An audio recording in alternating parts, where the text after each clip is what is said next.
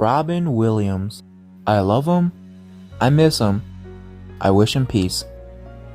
87 things you didn't know about Robin Williams. 1. Born July 21st, 1951 in Chicago, Illinois. 2. His family relocated to Michigan when he was 12.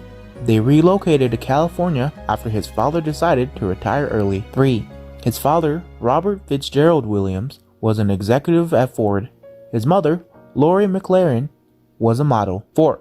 He had English, French, German, Irish, Scottish, and Welsh blood in his genes. 5. He has 2 half-brothers, one from each parent. 6. He credited his mother for influencing his humor at an early age. 7. He said he was shy all throughout his childhood until he started getting involved with his high school drama department. 8.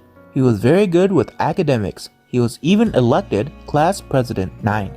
He was on the school's wrestling team. 10. He had a maid who raised him as both his parents worked. 11. When he graduated from high school, he was voted most likely to not succeed and the funniest. At least they got one of those right. 12. He studied political science at Claremont Men's College before dropping out to pursue acting. 13. He studied acting for 3 years at the College of Marin. 14. In 1973, he received a scholarship to Juilliard. He was one of 20 in that incoming freshman class. 15. Christopher Reeves and him were the only 2 accepted into the advanced program that year. They stayed friends even after their success. Williams' son Zach stated that they were like brothers from another mother. 16. Along with Christopher Reeves, he was also classmates with Mandy Patinkin and William Hunt. 17. He was a busboy during the summers between the years of 1974 and 1976. 18. He left Juilliard in 1976 during his junior year. His teachers actually suggested it as they no longer had anything to teach him. 19. His career after Juilliard began as a stand-up comic. He started off in the Bay Area, then eventually moved to Los Angeles to perform at the Comedy Store. 20. His TV debut was in the series Laugh-In 1977. He was scouted for the show after the producer saw him perform stand-up. 21. While slowly getting small roles here and there, he continued to perform stand-up. It was only during stand-up where he could improve on his improvisational skills. 22. He won a Grammy for Best Comedy Album for his comedy record, Reality. What a concept. 23. He continued to do stand-up while he got bigger roles in movies and television, only taking a 6-year hiatus from 2002 to 2008. 24. He started drinking and doing drugs as stand-up became more stressful. 25. He would use other people's material, but as things got hostile between him and other comedians, he deterred from going to see other people perform so he would not steal their jokes. 26. He played an alien named Mork on an episode of Happy Days. 27. Due to the performance of Mork, it led to a spin-off of his own called Mork and Mindy. It lasted 4 years. 28. He had 3 HBO comedy specials. 29. He co-hosted the 58th Academy Awards. 30. He has 50 appearances on The Late Night Show with David Letterman. They knew each other for nearly 40 years. 31. Him and Billy Crystal have an unscripted cameo in an episode of Friends. 32. His film debut was in the low-budget film Can I Do It? Till I Need Glasses. 33. His first major role was in the film Popeye. 34. After many smaller roles and less successful movies, his breakthrough role came in the 1987 film Good Morning Vietnam. The role awarded him with an Academy Award nomination for Best Actor. 35. Most of his lines for the film Good Morning Vietnam were improvised. 36. He finally won an Academy Award for the film Good Will Hunting. 37. He lost 20 pounds for the role of Peter Pan in Hook. 38.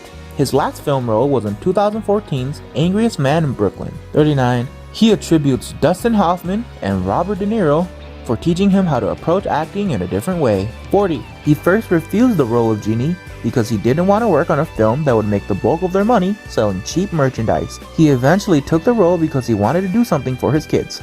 41. For the role of Genie, they recorded over 30 hours of dialogue. 42. He won a Golden Globe for the role of Genie.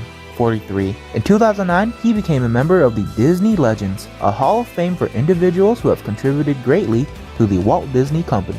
44. He was interested in playing Hagrid in the Harry Potter series. 45. 4 films he had worked on were released after his death.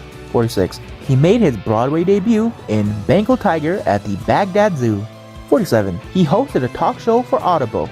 It premiered in the year 2000. 48. He was married 3 times. 49. He has 3 children. 50. Although he followed no particular religion, he considered himself an honorary Jew. 51. His daughter, Zelda, was named after a video game franchise. 52. He loved anime. He would collect and hoard many figurines. 53. His favorite books were that of author Isaac Asimov, although when he was younger, he really enjoyed The Lion, the Witch, and the Wardrobe. 54. He collected bicycles because he became a fan of cycling. 55. He has raised awareness for the homelessness issues America has faced. 56. He has performed for the troops in Iraq and in Afghanistan. 57. He won a total of 6 Golden Globes and 4 Grammys. 58. In 2011, he makes it rain on The Late Late Show with Craig Ferguson. 59. In 2005, he was honored with the Cecil B. DeMille Award. 60. He made roughly $40,000 a week while working on Mork and Mindy. 61. On the side, he'd do something called setlist, short improv sets where he'd be given a ridiculous subject and he'd have to try and make it funny on the spot. 62. He got one of his heart valves replaced. 63. He used to use Twitter a lot, although he did not take notice of how much he was posting, claiming he does not post a lot. 64.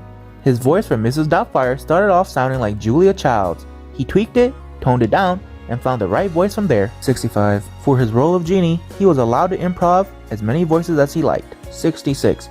He's good friends with Billy Crystal and Whoopi Goldberg. 67. The cast of Mrs. Doubtfire said every take with Robin was never alike. 68. The first time Pierce Brosnan met Robin Williams, he was already dressed as Mrs. Doubtfire. 69.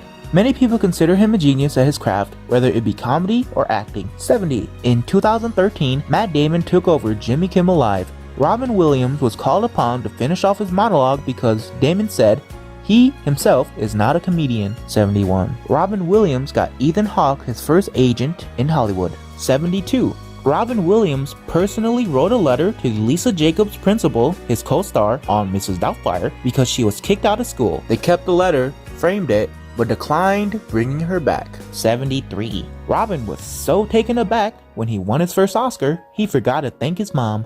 74. Billy Crystal does a tribute to Robin Williams at the 2015 Emmys. 75. His makeup and prosthetics for Mrs. Doubtfire took between 3 to 4 hours to put on every day. 76. He was on the roast of Richard Pryor. 77. He was sober for 20 years until he drank in a little town in Alaska. It all went downhill from there. 78. Jimmy Fallon once bombed while doing a set where he did a Robin Williams impression. No one laughed except one man in the back, Robin Williams himself. 79. He liked being a supporting actor because it took the pressure off and it made him feel like he was more of an ensemble. 80. He knew he wanted to be a performer after his first year of college. 81. He enjoys stand-up because there are no rules. 82. His brother is a physicist. 83. His favorite impression to do is Jack Nicholson. 84. Stand-up helped him become a better actor because stand-up makes you fearless. Acting, however, does teach you concentration and control. 85. He thought he was fat as a child. His mother says it was all muscle. 86. He had Lewy body dementia. Doctors said it was one of the worst cases they've ever seen in a live subject. 87. He died August 11th, 2014. He hung himself.